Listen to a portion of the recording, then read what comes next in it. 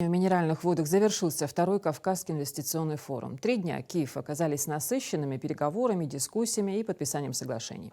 Выставочный стенд Ингушетии сегодня посетил премьер Михаил Мишустин. Ему представили ключевые направления развития нашей республики, экономические достижения и инвестиционные проекты региона. Михаил Мишустин высоко оценил достижения Ингушетии и выразил поддержку дальнейшему развитию республики. Визит премьер-министра подтверждает значимость региона в экономике Северного Кавказа и внимание федерального центра к его инвестпотенциалу.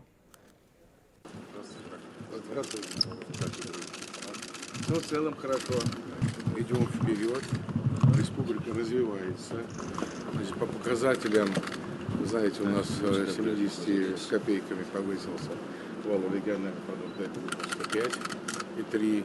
В целом, по показателям у нас в целом идет все в порядке, особенно промышленность.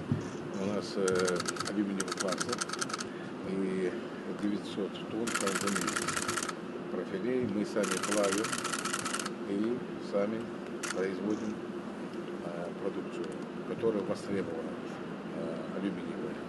И хорошая ситуация идет по сельскому хозяйству.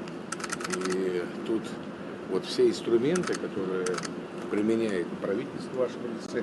Но если в целом взять ситуацию, вот наглядно видно, очень хорошая ситуация у нас в сельском хозяйстве. Знаем, что правительство, вы, президент, всегда говорит, безопасность продовольственная программа. Поэтому мы в разы повысили. Полагаем, что у нас зерновых 35-45, кукуруз до 70. Мы стараемся. Отдаем всем сельхозпроизводителям, естественно, семена и обязательно удобрения. Самое главное – увеличить частные инвестиции, немножко поднять доходы. Придумайте, как частного инвестора привлечь в республику. Она красивая, Ингушетия, живописная очень. Ну, я сам лично возглавляю инвестиционный совет.